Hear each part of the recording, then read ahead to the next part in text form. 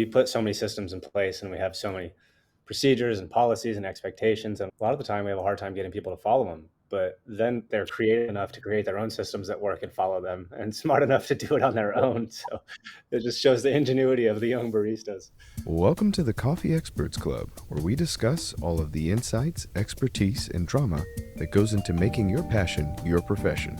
Our hosts, Aaron, Ben, and Drew, are three coffee experts who have taken their coffee experience and turned it into true expertise.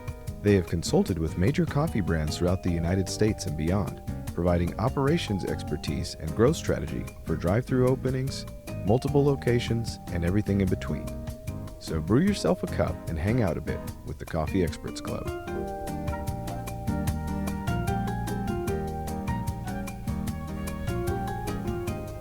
Welcome, guys. Excited to have another week. Dude. Back here with everybody. Yeah, Coffee Experts Club. Great to have everybody. Without Ben Clanterbuck, Coffee Experts Club. Anyway, hey, great to have everybody. Coffee Experts Club today. I'm pretty excited.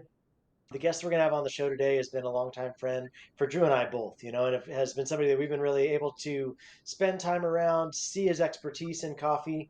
And yeah, I just think he's a good dude and has a lot to offer a lot of people. So pretty excited about him. He's somebody that's been through a couple iterations of coffee with Drew. I mean, Drew got to work with him through a couple different, like a trending of coffee businesses. And so it's always cool when you can say, hey, how are things original? How are things second iteration? What are things you could do better? What things you could see do different? And I think our guest today is going to really talk well to that. So Drew Moody, do you have anything else to say exciting about who our special guest is today? Well, after years and years of working with Mason, it was always a new experience every day. So that's why one of the things that makes coffee and Mason cohesive, because nothing's ever the same. So learning and growing, and excited to have him on the show with us. Yeah, without further ado, let's bring on Mason Rojas. Mason, thanks for joining us today, man. Appreciate you. Yes, of course. Thanks for having me, guys. Thanks for the introduction. It's quite solid. I love it. Yeah, I mean, bro, it's so cool when we get to have people on the show that we know well. It's always going to be somebody that we've worked with, right? It's always going to be somebody that we have experience being in the trenches with, but it's pretty rare to be able to dig deep enough to say, hey, we got like a decade worth of work with this person. Like for me personally, like we've got a lot of years logged away with Mason Rojas and just a couple different iterations. And I know it was cool for me to watch from the outside. Obviously, Mason came out of Roasters, same place that Drew came out of, and then migrated up as a regional manager, from just being barista up to assistant, up to a manager, then a manager of a larger location, and then a regional manager. And then as the transition came and BlackRock purchased Roasters, Mason made that transition over to be a regional manager there within this larger outfit that has hundreds of locations. So a really cool escalation journey for Mason. Yeah, I mean, when you talk about like being in the trenches, I'd say like there was never more of a time that we were deeper in the trenches than with you guys, and it was just like thankful to have you guys throughout that whole process because whenever there was a bump in the road, it was definitely easily fixable when we have our team. Yeah. So maybe tell me about you, like Mason. Maybe give everybody some backstory on you, like as far as how you started with coffee, and then like the location that you started with and the volume of that location. Because I do think that your story is pretty cool. Yeah, I mean, so I'm not sure if you actually know this, but I did start with Dutch Brothers before. So I was with them for about 3 years. I didn't. I was with them for 3 years, had been an assistant there, was with Roasters for 5, and then BlackRock for almost 2 years. So almost a whole decade, which is kind of crazy to even think about pulling shots for that long. But I really started with Roasters at what was our very first location, kind of like the location that nobody wanted to work at the time. It was kind of like the sore thumb of all the stores. But I ended up moving up to assistant manager and then managing that store within, I think it was probably like the first 3 months. I ended up managing it. At the time, I believe we were like 4th place in the company and ended up getting up to the point where we were competing for number 1. I think Jordan was still the manager at 68 at the time. So I would just send her sneaky little messages just to let her know that we were beating her numbers that day or when Steven took over thing. So always a competition, always trying to push to get better. And then there I really proved myself and was able to take over the Keenan Kennedy location. And then from there, I feel like that's really where I excelled and was able to prove my management skills and my team, I guess. Yeah.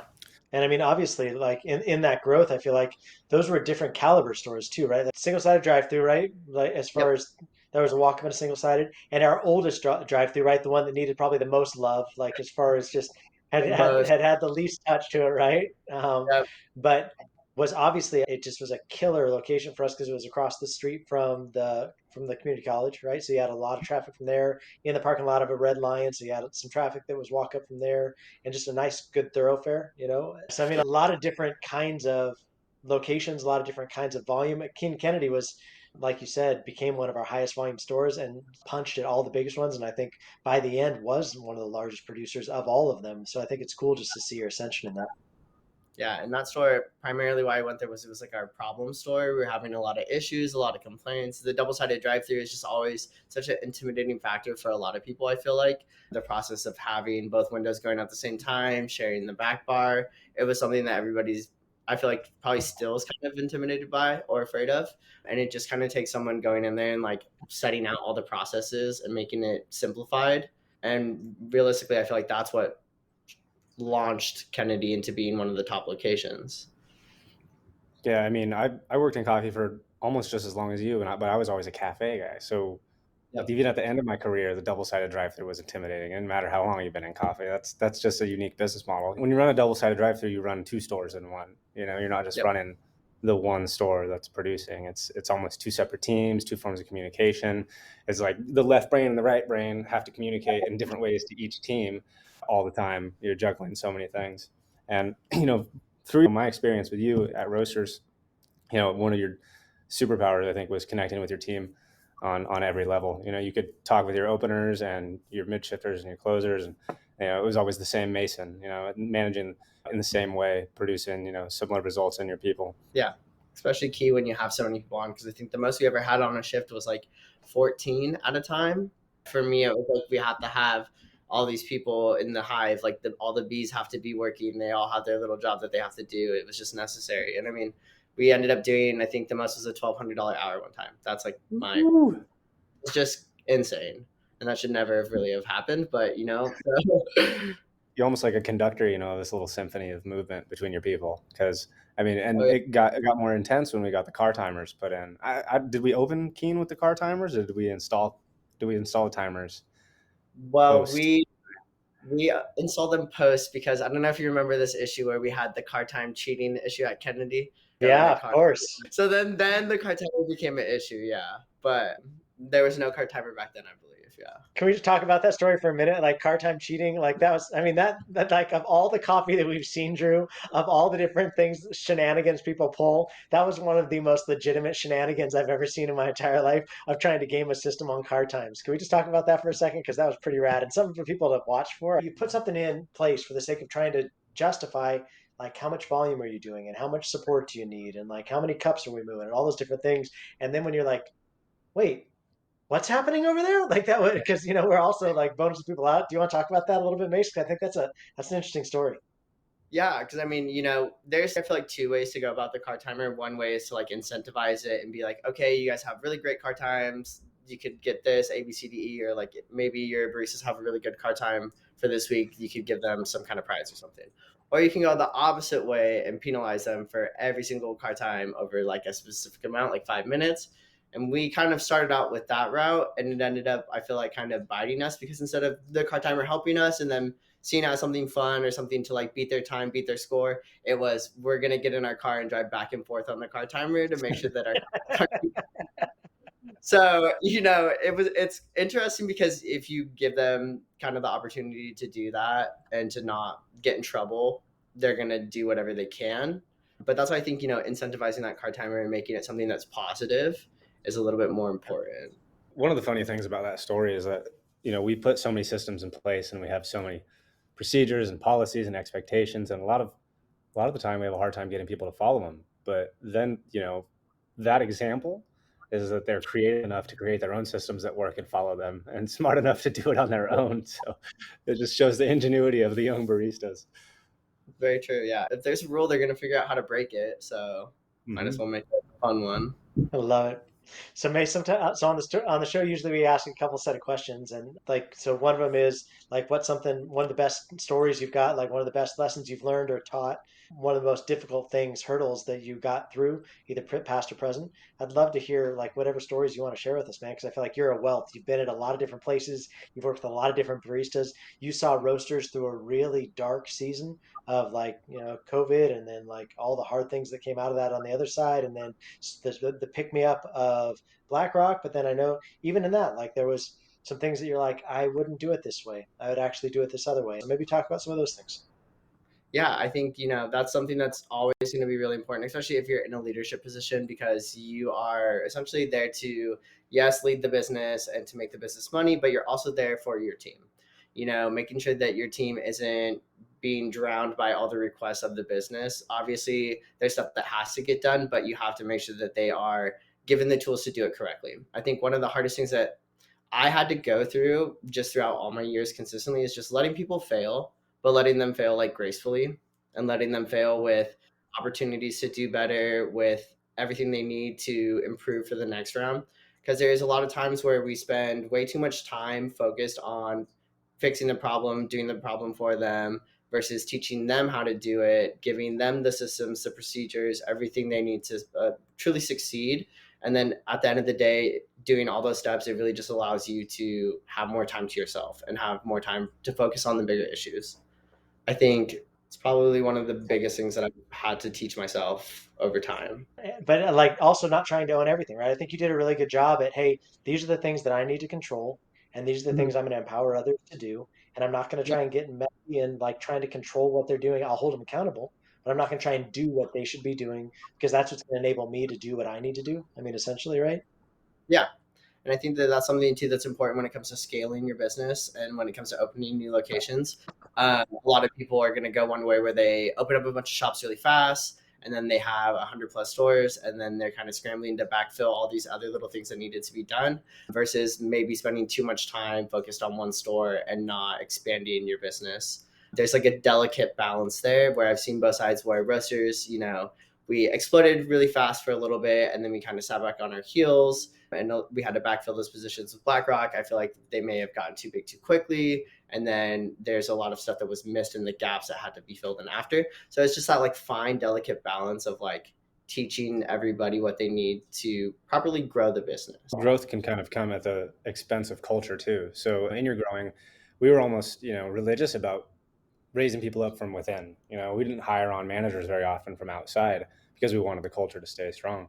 But that also limits your resources, because not everybody first of all, wants to be a manager or can be a manager. Yeah. So, the different ways. I know you've been with a few different coffee companies, and the different ways to grow.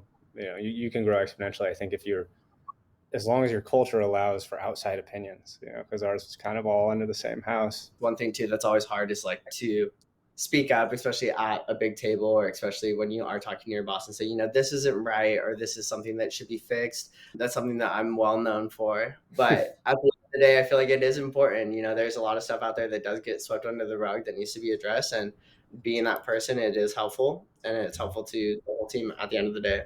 Yeah. I do feel like you did a great job at identifying people with talent on your team and raising them up to different spots, which enabled you to then ascend up to be a regional. I know it wasn't easy to leave a cash cow like a King Kennedy, that was like one of the top producers. That's always a hard decision to walk away. I know, Drew, you're in a really similar position on they didn't want to release you from big stores that you were running to be able to enable you to start regional either. But Mason, maybe speak to how do you identify talent for the sake of being able to ascend up through the food chain? Yeah, I think one of my main things that I always look for is just somebody that's like tenacious, someone that's going to stay on top of it, someone that also has a really good connection with the team. That's what it's all about at the end of the day. If they can't properly communicate with everybody, if they don't have that ability to tell somebody, hey, would you mind cleaning out the ice bin really quick, or could you go mop the fridge? Just that basic ability to communicate that and that person accept it, because not everyone's always going to accept everything that someone tells them. Sometimes it can be off-putting, but there's a certain way to go about doing it that is kind of like elegant, I guess. So I always look for that. I always look for people that are going to show up. They're going to be a part of the culture stuff. They want to do stuff with the team, because that's really what translates to building an effective team. I know with my team at Kennedy, that was probably the closest that I've ever had as a group of employees. Like, it got to the point where for our store meetings, we'd be outside doing a barbecue in the parking lot.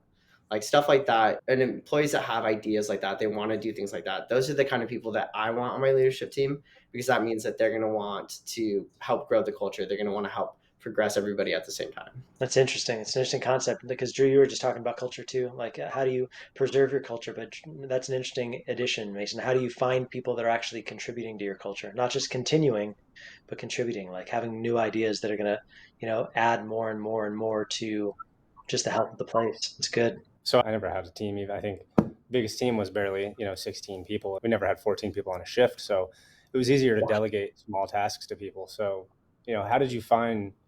I'm sure not everybody wanted small tasks, but pick and choose the people within your store, maybe that you saw a little shine in. I guess, yeah, that's the thing, is sometimes I didn't. Sometimes I wasn't able to find people to do things, and that's just the reality. I feel like is, it would be nice to piece everything out to everyone, but at the same time, it just sometimes doesn't happen, and that's something that you have to like accept. And I think that there's kind of like a way that you build your store and that you frame it for the employees. I would at least every quarter send out just a friendly reminder that, scheduling and hours are performance based. If you want more hours and if you want to work in the morning, then this is what needs to be done. And then that's really when you see people step up and they say, okay, I want to do that, or I'll take over this small chore, I'll take over this small duty, because they know that that's how the schedule is. So I always would send out that friendly reminder, just, hey, just so you guys know, if you're not working in the morning anymore, this is why. Because at the end of the day, it is still a job. We still got to clean the ice machine. We still got to change the cold brew. We still got to do all those little things. So we can still have fun, but people still have to do their work. You were working with teams for so long, you probably had sleepers too, people who were kind of not really interested for a long time, and then there was a spark or something that changed and they were suddenly inspired. Yeah, and that's part of why I do appreciate Roasters, how they had a lot of stuff for us to do. They had a lot of kind of incentives for the managers on wanting to progress up through the company, fun little things to do. And I feel like that definitely does help bring that spark back. But also when you just lead a fun team, more people are going to be more to step up. More people are going to be willing to be a part of it because they're actually enjoying their experience there. I think sometimes we just think about, well, how can I get my stuff as cheap as possible so I can make the most money? But really, in all honesty, the reason why you're trying to drop your cogs to save you some money is so that you can create better culture, so that you can actually invest back in your people and get them to want to stay. And I think that can be lost sometimes the bigger that you get, without realizing, no, listen, we're trying to operate lean. And I know when BlackRock first came in and started looking at Roasters, they're like, how are you guys doing it this lean? And I had a conversation with them about, like, hey, don't mess with the magic. Like, there's something magic that's going on here. Like, white label this thing. You have to continue to own them and just let them be roasters if you have to, but don't mess with the magic, because there was a special spark in that margin that Wes created, and then they enabled to incentivize people, which was really a special thing, I think, within roasters culture. Yeah, because those incentives built the culture overall, and it helped everybody.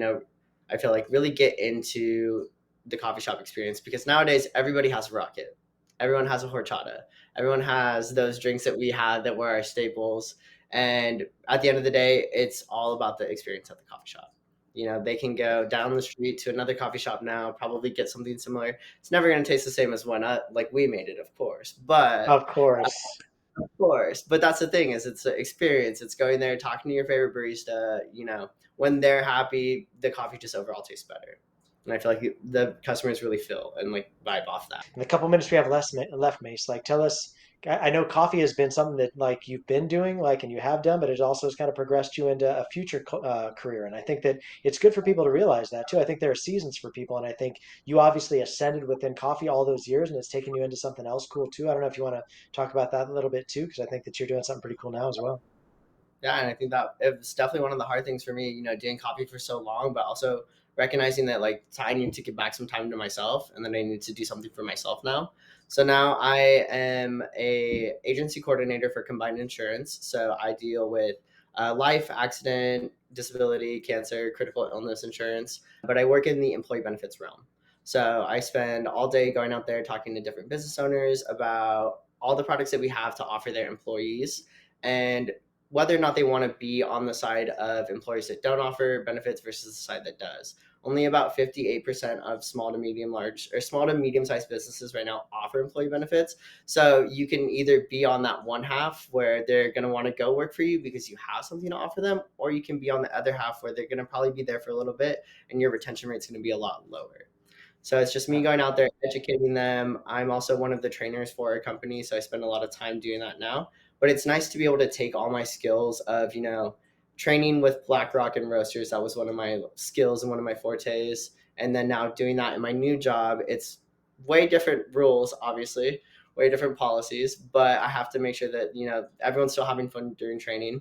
And then being that squeaky wheel, I guess, at BlackRock and Roasters, speaking up for the employees is kind of the same thing that I'm doing now, talking to businesses. A lot of business owners say, well, we can't afford it.